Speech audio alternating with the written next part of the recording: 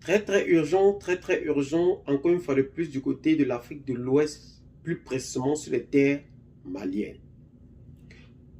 L'ami et frère du Mali, la Russie, a donc décidé aux yeux de toutes et de tous de montrer en réalité ce que c'est qu'une amitié de coopération entre deux pays.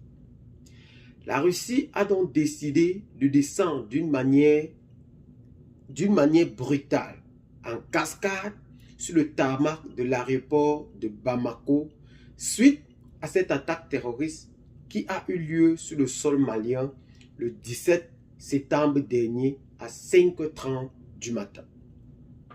La Russie a donc décidé de participer non pas seulement activement avec des hommes sur le territoire malien, mais ce pays a donc décidé aussi en haute et intelligible voix d'accompagner le Mali sur l'armement et aussi sur la nutrition. C'est ce qu'aujourd'hui la coopération entre les deux pays ont donc décidé de faire. Cette descente très musclée de la Russie sur le tarmac de l'aéroport pour caler tout terroriste vient de prendre une autre tournure. Un avion russe de type IL-76 a atterri sur le tarmac de l'aéroport de Bamako à midi 18 septembre 2021 pour donner des aéronefs à leurs collègues maliens suite à cette attaque terroriste qui a eu lieu sur le sol bamakois. Ce colis de 11 tonnes qui comportait de la nourriture et des médicaments qui ont été déclarés officiellement aux yeux de tous parce que nous savons bel et bien qu'il y a eu en effet plusieurs autres tels que des drones livrés et puis des hélicoptères qui ont aussi également été livrés cette même nuit pour neutraliser en masse ces terroristes. Aujourd'hui, nous restons par rapport à la déclaration officielle du gouvernement qui est celui des médicaments et de la nourriture qui, selon le ministère des Affaires étrangères russe, n'est qu'une partie de cette collaboration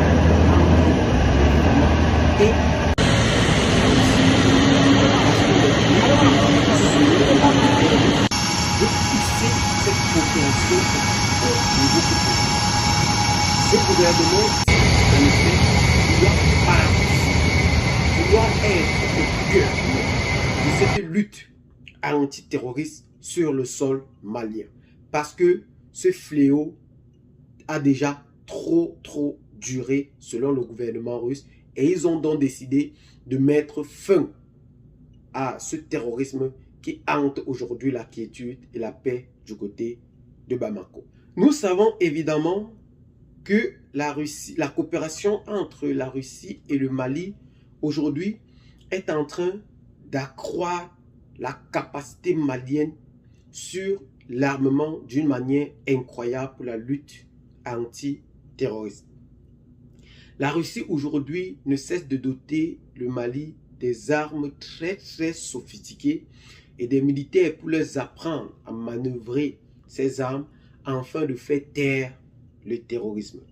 Le représentant du ministère de la Russie aujourd'hui au micro a fait comprendre que les échanges entre la Russie et le Mali n'est que au début et que pour cela, non seulement sur le plan sécuritaire, il se transporte aussi sur le plan culturel.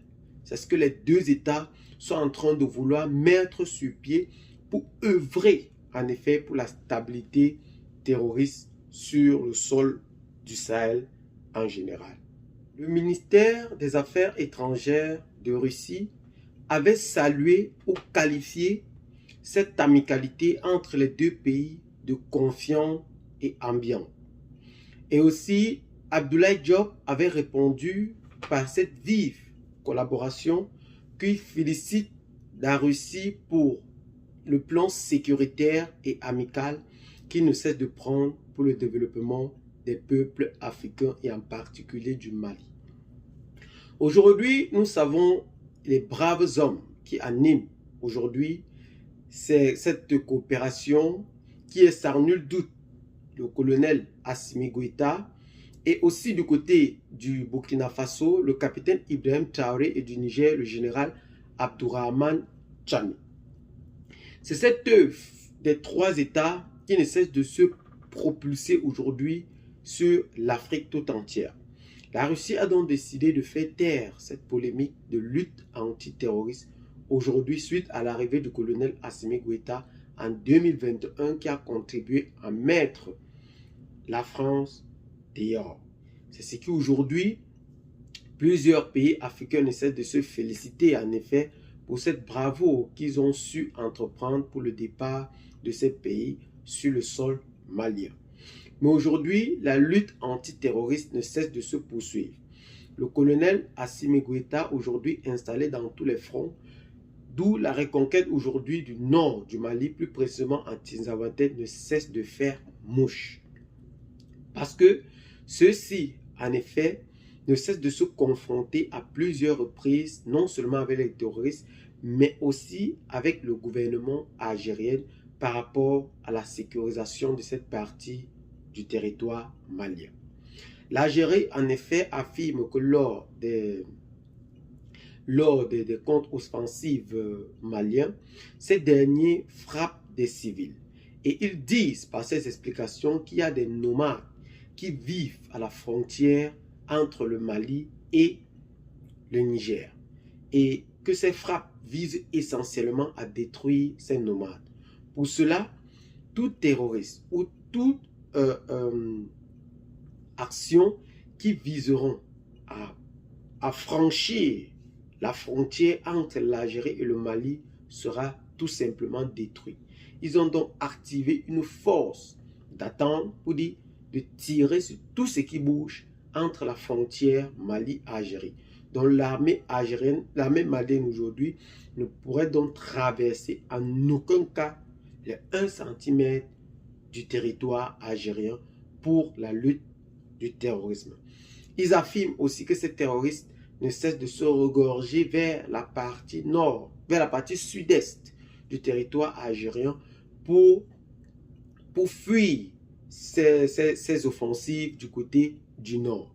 Et c'est ce que ne veulent pas l'Algérie en effet.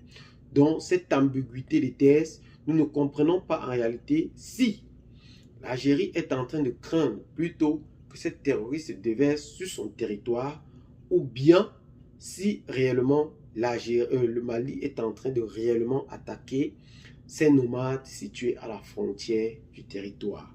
C'est ce qui actuellement est en train de se passer d'une manière très très brutale entre les deux pays. Eh bien les amis, c'est la situation actuelle qui prévaut du côté du Mali aujourd'hui. Qu'est-ce que vous en pensez donc personnellement? Parce qu'aujourd'hui nous savons que Ramadan, le porte-parole du cadre stratégique permanent pour la défense des pays de l'Azawad, a annoncé un début d'amitié ou de coopération avec l'Ukraine pour la lutte contre leur dénominateur commun qui est la Russie. Donc nous, aujourd'hui, le cadre stratégique permanent aujourd'hui, même s'ils se refusent aujourd'hui d'être des terroristes, ont en effet déroulé des tapis rouges pour des terroristes que nous savons bien et aussi a fait des morts beaucoup par rapport à leurs droits qu'ils ne cessent de dire qu'ils défendent aux yeux du monde. Donc aussi, qu'est-ce que vous en pensez donc particulièrement face à cette situation très très polémique que vit aujourd'hui l'Afrique de l'Ouest, plus précisément le Mali, le Burkina, le Niger? Abonnez-vous massivement à la chaîne si ce n'est pas encore fait. Partagez la vidéo avec les amis si vous l'avez trouvée intéressante et à très bientôt pour de nouvelles vidéos. Ciao, bye bye.